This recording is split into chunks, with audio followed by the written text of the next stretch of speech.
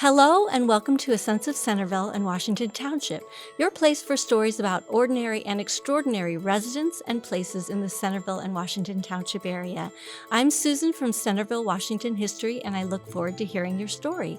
Today, my guest is Jenell Ross.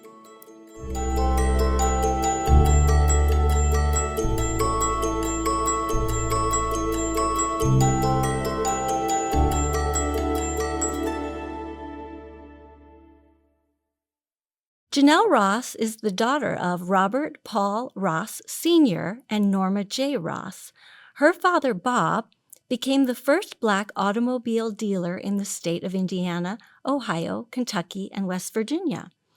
Bob became the first Black Mercedes-Benz dealer in the world. When Bob passed away unexpectedly, Norma successfully ran the business. Jenell has taken over the role since her mother's passing in 2010. Jenell was recognized in 2022 by the Centerville-Washington Foundation for the business's contribution to the community. She has served on numerous boards of several foundations and community service. She is the only second-generation African-American woman automobile dealer in the USA. Welcome, Jenell. Well, thank you for having me, Susan. Well, I'm very excited to talk to you. Thank you. So let's first talk about your parents and their growing up experience. Were they born in Indiana? Yes. So both of my parents were born and raised in Richmond, Indiana, which is about an hour away from here. So they knew each other well into high school.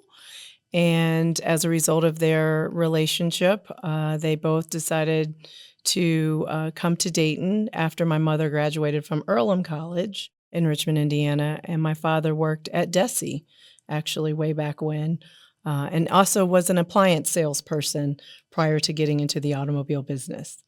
Wow. Okay. So they met in high school? In high school, yes. In high school? Yes. And what drew them to each other? Did they tell you that story? Well, that I don't know. I always heard my mother say she thought my father was too young because he was 5 months younger than her. So we always thought that was a joke. But I don't really recall. They both were avid roller skaters. So, and they would, the big opportunity or big night was to come to Dayton and go roller skating from Richmond. They would travel all over Indiana and roller skate as well. So that's where I believe their connection started and was built from there. So did they teach you how to roller skate? They did. I would not like when I would have my skating parties because my parents would outskate myself and all my friends. But it was always fun to have them there because they definitely knew how to skate. And my mother used to teach roller skating. So it was definitely a part of my upbringing. And where would they skate? Where were the parties that? Oh, back then we had Roller World bus stop. We've gone to Skate World. So, I mean, there's been quite a few. We'd even go to Cincinnati and roller skate and back to Richmond to skate with family and friends. So that is such a unique thing. And actually, I had my mother's 75th surprise birthday party at Skate World. And could she still skate at that point? She roller skated better than anyone there, and she was going through chemo at the time. Wow. So, and I have the remnants of that day on my knee. Yeah, so you fell. Yes, I did. That is so funny. Yeah, I would never. I mean, even now, I skate, but roller skating, it's just a little, whatever you're comfortable. Well, whatever you're comfortable with, and I'm kind of the same way on ice skates. But it's, it definitely was a passion of my parents, and it definitely became a passion of mine. So it was always something fun to do with them. But just didn't like the fact that they could show me up in front of my friends. Okay, so a little competitive A little spirit. competitiveness, Yeah. yes. That's great. All right, let's talk about what brought your parents to the Dayton area. Okay. Well, like I said, they were born in Richmond, Indiana. They got married and moved to Dayton, Ohio. My mother was in elementary education with Dayton Public Schools. And like I said, my dad started at Desi and also was an appliance salesperson. As a result of his sales acumen, two gentlemen in particular, Lloyd Lewis Sr. and Dr. Leo Lucas, took interest in him when he was selling appliances for the Lewis family. And they said that that he should go look into being a car salesperson. So he went to Bob Shannon of Shannon Buick, which is now Reichard Buick on Salem Avenue, and started working as a salesperson with the Shannon family. As a result of working with the Shannon family, and my mother continued to work in elementary education and in the school system, he was chosen to be in the very first class that General Motors had to develop minority or individuals to become automobile dealers. So he graduated he started in 1972, and in 1974 he was awarded his first auto dealership back in Richmond, Indiana, his hometown, and it was actually from the dealership where he had worked for in high school. So he purchased the dealership from the owner that had employed him in high school, and it was a Buick International Harvester and Opel dealership. So our lives have always crisscrossed over the Ohio-Indiana line. So my brother and I were both born here. Then we moved back to Richmond, and then we moved back to the Centerville area in 1979 and have been here ever since. Wow. So he must have just really been a people person. He was extremely a people person, and one thing that he always would say is, you're no better than the team that you have around you. So always surround yourself with good people, because you can't be in all places and know all things. And it definitely is true. Today we have close to 90 employees in 3 facilities, and there's no way you can have interaction with each of them every day. So you need to make sure that they understand what our mission and vision is, and feeling that the confidence in them to work with our customer. Yeah, that is the key of leadership. Yes. That yes. is wonderful. And we'll definitely talk more about that, Okay. how you're a leader. But let's go back and talk about your childhood with your Okay. parents and share a little bit about So I that. talked a little bit about the roller skating, how that Mhm. came about, but I always have the opportunity to go to the dealership even when, my dad became an auto dealer when I was 4. So I really don't remember a lot of, obviously a lot of years without cars being a part of our world. And, having the opportunity on, weekends to go to the dealership or whenever. And I do remember just jumping in and out of cars and running around when no one's there. And what fun that was, as a youngster. But our, childhood was great. It was, a lot of opportunity to attend meetings and conferences as we continued to grow. And as we would get older, we were able to attend those, and not just be there, but actually attend different meetings and that type of thing. And that's where I think I got the true bug of wanting to really be involved in the retail side of the auto industry. That's amazing. So outside the auto industry and roller skating, what else did you guys do? Did you travel? We traveled a lot. I mean, the manufacturers were always big in terms of having sales contests. So there were trips that we would have the opportunity to go on. So yes, we enjoyed a lot of great traveling. Naturally being by both of their families from Richmond, there was still a lot of family in Richmond and in Dayton. So always a lot of time to spend with family and friends that they had developed friendships for decades, and several of those families have known me since before I was born, and they're still great family friends today. So it's just, from an educational perspective, always was, went to Centerville schools. I am a graduate of Miami Valley School, and I was an avid tennis player growing up and went to college playing tennis. So that's another love that my mother and I had together, of playing tennis, as well as I'm a huge sports person just in general.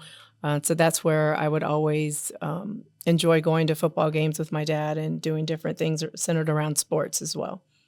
What other lessons have you learned from your parents? Well, I do want to add something on that piece. Yeah. So when he was able to purchase the dealership from his former employer, that was it was primarily a General Motors dealership. So after 5 years and him excelling with GM, we had the opportunity to buy Davis Buick and Mercedes-Benz that was here in Centerville. So, and that was in 1979. At that point, that's when he became the first African American automobile dealer for Mercedes-Benz. And actually, he was the only until 1995. So, a lot of history there as well, in terms of representing those brands. Definitely. Um, Wonderful. So other lessons that you learned from your parents? A lot of lessons that I've learned from my parents. One, even though my father was not college educated, one thing that he would always preface to us is, never always have the will and the want to learn. And he would say, you're never going to know everything about the auto business, but as long as you have the will and the want to learn, that'll continue for you to matriculate in terms of your growth. My mother, obviously in education, just always harped on, you can do anything that you set your mind to doing, and no one can take your education away. So kind of that educational piece brings hand in hand with them, which makes sense in a lot of ways of who they were. But they also were very keen on giving back and being philanthropic in their community. And that's something that stemmed from their parents. And so that's something that they definitely passed on to me. That's great. No, those are important lessons for sure. So when your father passed on, your mother, who was an educator, then took over the business. And how did she transition from being an educator to A business a owner. business owner and sales? I don't know, is Right. sales like education? Well, there are a lot of differences, but there are some similarities. And my mother actually had not been in the school system since for maybe probably about 15, at least 15, 20 years. She was very involved in the community, extremely active in the community in all aspects of the community. And I had graduated from college and returned home to work with my dad in a serious capacity. And I'm fortunate to have those 5.5 plus years that, to work with him, because he was only 62. So not thinking that he was anywhere near approaching not being with us. And so, when the unfortunate time occurred, there was really never a doubt that we weren't going to succeed or proceed as a family. And we just really relied on the resources of other friends and family that are in the business, as well as leaned on the knowledge and expertise of our manufacturer partners. And we had a great organization. So typically when an owner passes, there's a lot of fleeing of personnel, but we had quite the opposite, which was truly an example of how he treated his employees and felt that they were truly a part of the team. So it was more the opposite effect of trying to console them. The receptionist was like, I'll never be able to say, welcome to, thank you for calling Bob Ross Buick. And so that day I was like, okay, well, I need you to move over because the phones are ringing. So we got to, make sure that we're taking care of our customers, but really just appreciated how they reacted and responded as, yes, it was their boss, but more as a friend, a mentor, an uncle, a brother. And they really aided us in making sure that we remained who and what we are. And so for that, very fortunate. And in terms of truly the management team that he had at the time, which was a very experienced and knowledgeable set of managers in our industry. And really, I just retired the last two of them in 2021. So they stayed with you? They stayed with us a long time. So I am truly blessed in that regard, and that's something that's not always customary in our industry. So, I mean, I could never repay them for what they've done to continue to make sure that we were able to celebrate our 50th anniversary last year. Wow. Well, it's a testament to the determination of your mother and you, and like you said earlier, surrounding yourself with good people who Yes. can do, trusting people. Right. Yeah, that's huge. So can you share some of her business successes and volunteer contributions? There was a whole list of Yes. things, so just a few, but yeah. Yeah, there's a lot of things that my mother did, and even in the educational realm, she was responsible for starting all-day kindergartens in Dayton Public Schools, and this is going back to the '60s. So, she always was very visionary in looking at ways of how she could become involved and engaged in different things and bring different people together even. So one example of that is she was always very involved in the arts and very engaged. And so with the Philharmonic and the opera. And so even with the Philharmonic, there is a concert series that's been renamed in her honor due to her forward thinking of bringing together the Philharmonic and African American churches. And so for the last almost 18 years, what has occurred is they'll take a symphony and bring in, say, two-thirds of the Philharmonic to a local African American church on a Sunday afternoon, free to the public. And Neil Gittleman, who has been the conductor for a number of years until recently retiring, he would come in and provide the background and provide the whole educational reasoning and synopsis of the symphony, and then partner with that church's choir at the end to perform a very riveting piece. And it's continued to grow year after year. And we've had 3 large concerts that have been at the Schuster where they have brought together like a community choir, which enlists it was close to 100 people from all African American, all churches really, because the second time around, everyone wanted to be involved. And it was really just a blessing to see, because the first time there was only supposed to be 7 churches involved, and they didn't let me know until we got there that there were 21 churches that had been wanting to participate. So that's something that, the community can really see as a benefit and an opportunity to, one, learn something about another part of culture that you may not normally have the opportunity to. And that's where she was always wanting to bring about the opportunity and the education, but bridging those differences together. It's so important to have people like that. Yes. Yeah. Yes. Do you know how she became interested in music? She was always a lover of music, so even way back as a child. So that really wasn't surprising for her to kind of latch on to the arts and really just really continue to be involved. And opera specifically. Yeah, she always loved the opera. The other thing what we would do with the opera is they would come in and she would bring in elementary and middle and high school youth, minority youth, for them to see the behind the scenes of an opera, and they would go through the educational part as well. And so that was another kind of thing that she would do as well. So it's been a artistic ride, and even the opera has renamed their vocal competition awards in her name due to her continued involvement with the opera as well. Wow. Yeah, I remember a behind-the-scenes tour that I took my Girl Scouts to when they were young, and fascinating. Yes. I've always been interested in opera too, so that's something I really respond to as you're talking about it. I don't want to cut her short. Are there any other things that we want to talk about with Mom? Well, I did establish a foundation in her honor due to her losing her battle with breast cancer. And so our logo is pink ribbon driven, which my goddaughters came up with, since we're in the automobile industry and we're driven to find a cure for the pink ribbon.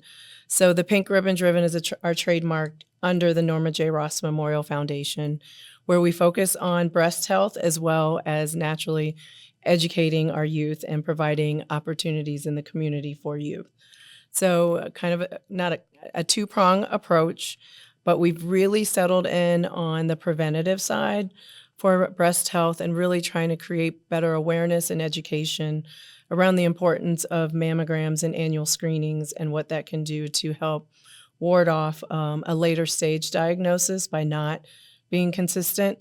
So we work with both hospital groups, both Kettering Health and Premier, and providing mammogram services premier through their mobile mammography unit one Saturday a month, and we move that around the community, as well as one Saturday a month at Grandview to try to help those in the community that may not be able to go for an appointment during the week, and providing that opportunity. And it really came about during COVID so that there was less contact, because if you think about going into a hospital on a Saturday, there's a lot less people than during the week.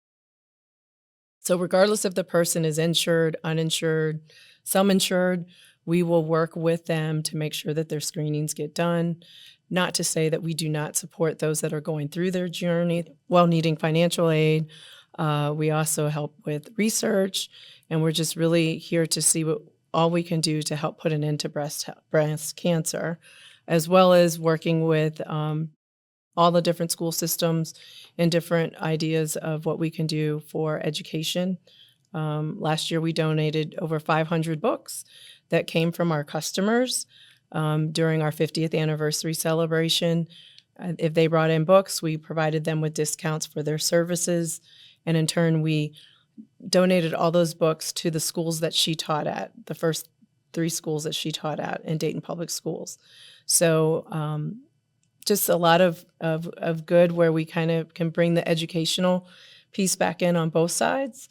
We can even have that discussion with young people in regards to their loved ones and making sure that they're getting checked and having their mammograms. So not necessarily just focusing on adults, but bringing their children into that conversation. So like teenagers? Teenagers, yes. Mm-hmm. Yes. So we are continuing to do more and more now that things are getting, more normalized.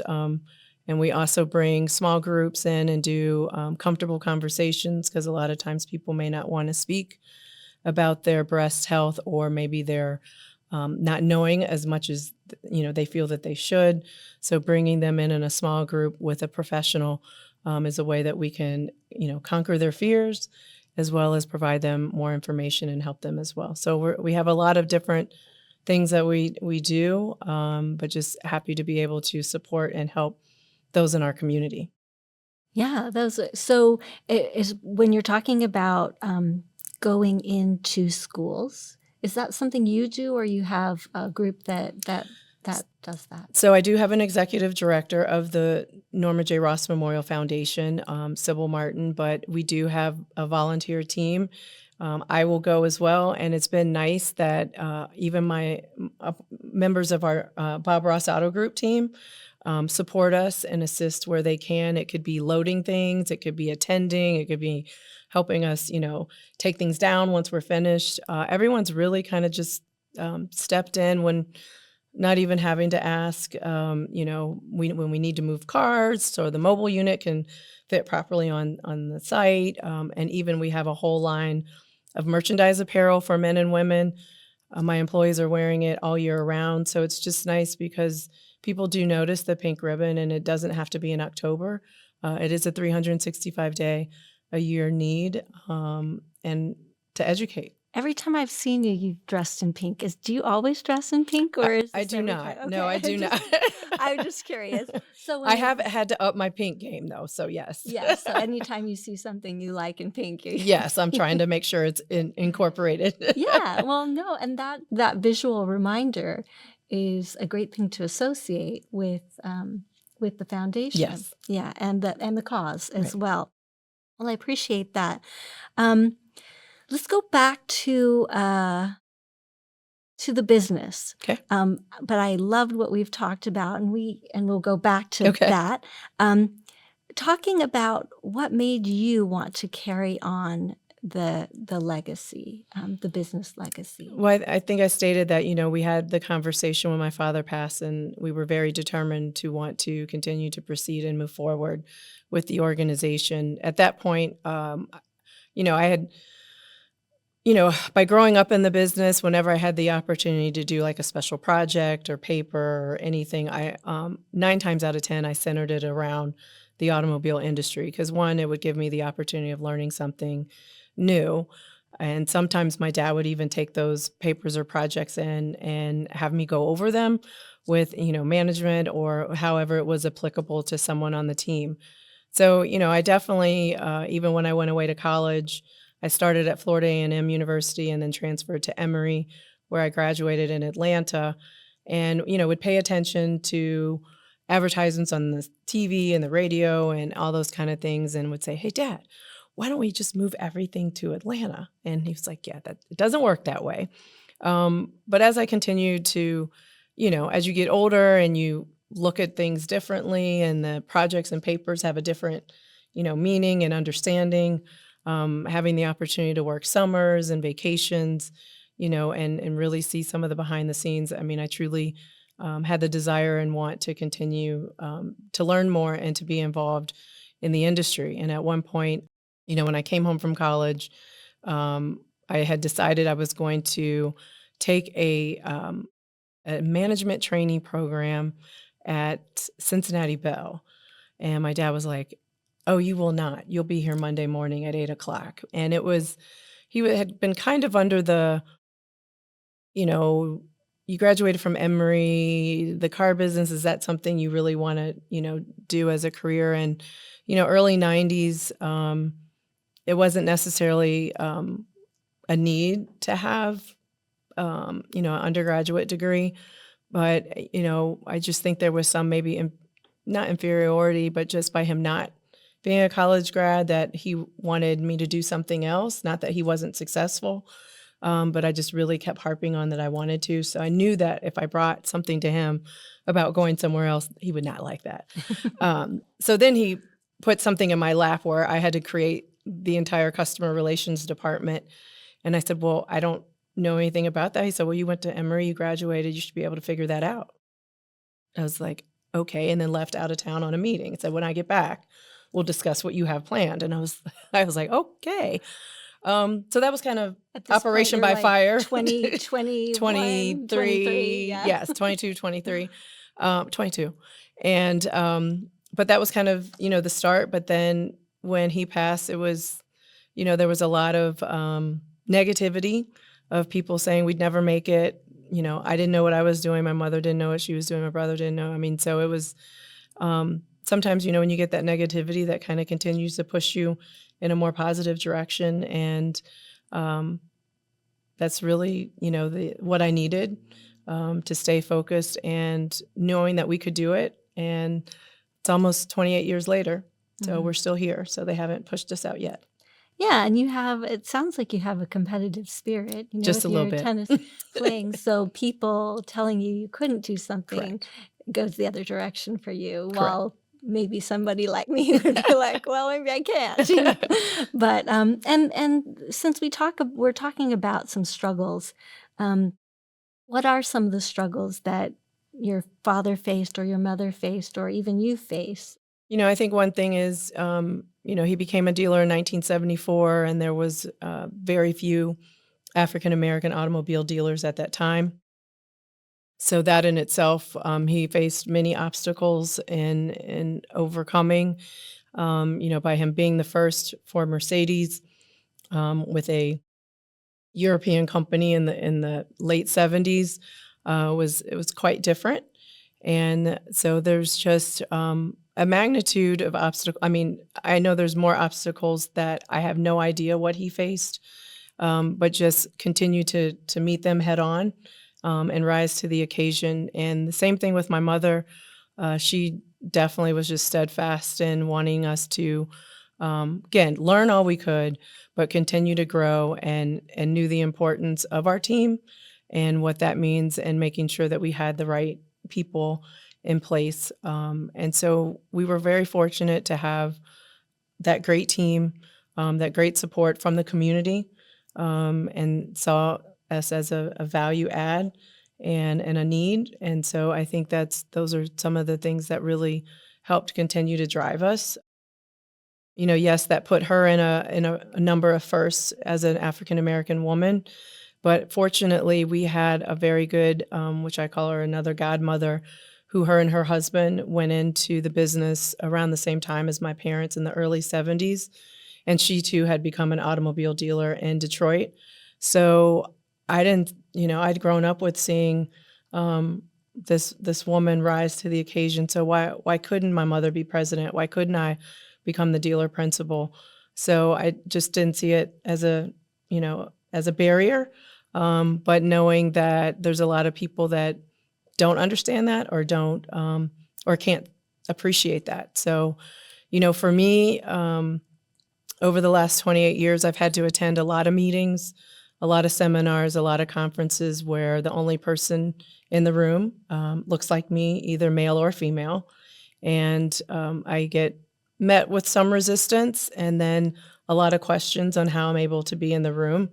You have to think attending an automobile dealer meeting at the age of 27, where 95% of the room is Caucasian males that are at least maybe close to twice my age at that time, was a little different. And so having to have the confidence that, yes, I belong.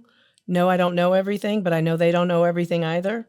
And having to retell my story over and over and over again, which still happens today, of how I'm able to be in the room. But I've been able to create some very wonderful allies and mentors in those rooms. And unfortunately, for those that we don't see eye to eye, I've provided them the education that I don't have to look like them to do what they do and be as successful as they are. Good for you. That's fantastic. Doesn't make the days easier, but No, that's true. Yes. But that confidence, I'm sure that your parents instilled that in you and their parents instilled it in them, and you deserve to be where you are, and Thank you. that's fantastic. And I love that we are ending on this quote about your mother. How did your mother live by the scripture, to whom much is given, much is required? So, I think that goes back to some of the things that I said earlier about, renaming of the Philharmonic concert series and the opera with the vocal competition, and with the foundation. And I hate not leaving my dad out, because we have things, that are heart related, and I'm working with the American Heart Association right now on some things, but just both of them and their how they were raised of serving others. And they were, at an early age, we were involved with service organizations all the way through high school and into college. And even now I'm involved with several organizations. And it's just something that we've grown up with. And those newer people that are part of our organization are a little surprised about how much involvement we are in the community. But, we feel that it's very important.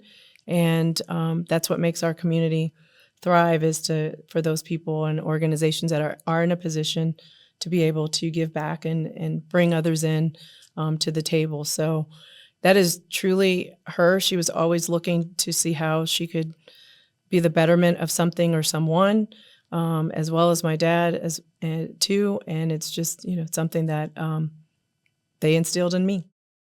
We talked earlier about leadership strategy, and I wanted to circle back to that. Okay. And talk about what is your strategy for leadership. And it sounds like it's very tied to this idea of to whom much is given, much is required.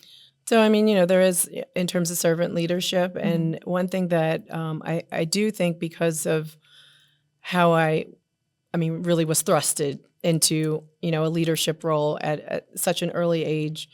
I had to really, fortunately, I had been within the walls of the dealership, for 4 or 5 years, to work, in a series capacity, more so than just summers and holidays and that kind of thing, with our management team, with all of our personnel. So, earning their respect was something that was very important to me. And I feel that really helped when the transition occurred, with my dad's passing. And I had to rely on them. They, if someone I was 27, if they're 50 and they've been in the business 25 years, that's almost as long as I had been born, they know some things.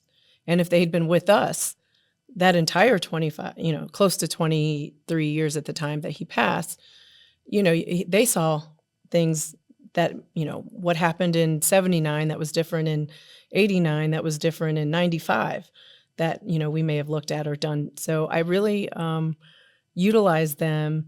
And, I don't really make decisions without bringing the team in, because it's our collective decision. I mean, they have to carry it out. So for me just to say, yep, this is what we're going to do. I don't look at things that way. So sometimes I may be procrastinating a little more just to make sure that it fits well with the department or the organization as a whole. But one thing I do want them to have is feel that they have some ownership in the decisions that they're making and the things that we're doing, because they're on the front line. I'm not the one talking to the service customers all day long, and no one wants to come in and have their car serviced, or no one wants to really come in and buy a car. So, they're the ones that are on the front line and have to provide that level of service. But I also want them to feel that they're a part of the team. So I always say that, there's no one person in our organization that can do their job 100% on their own.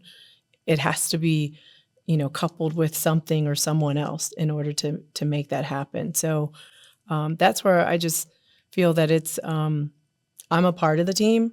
It's not my team. It's our team, and for us to work through things together. I love that combination of confidence and humility. I think that is a winning strategy with any leader. So I appreciate you sharing that. Is there anything that we missed that you want to get back to, or do you feel we've completed most of I do feel just one thing, we were very excited to be able to celebrate our 50th anniversary last year with Buick. Mm-hmm. It was our 45th anniversary with Mercedes-Benz and 42 for GMC. So we have been back in the Centerville community for those 45 years and are really grateful and thankful to Centerville-Washington Township and the community for supporting us in a number of different ways, naturally from hopefully being your choice of a car dealership, but we also know there's a lot of wonderful automobile dealers in our community. But just want to thank you and the entire community for being there for us these last several decades. Well, I appreciate you being here today and sharing the story of your parents and your business. Thank you. And the foundation, yes. The Norma J. Ross Memorial Foundation. I spent a little time looking on that website today and seeing all the initiatives that you have. So appreciate you sharing that and continuing on that legacy. And I'd like to close by thanking MVCC for helping to produce this podcast, and of course to my guest, Jenell Ross. If you have an interesting story about Centerville or Washington Township, please contact Centerville-Washington History. Please also come visit our museums in Uptown Centerville, Tuesday through Friday, 12 o'clock to 4 p.m. Follow us on Facebook or Instagram, and watch for upcoming events posted on our website, centervillewashingtonhistory.org. Thank you and goodbye.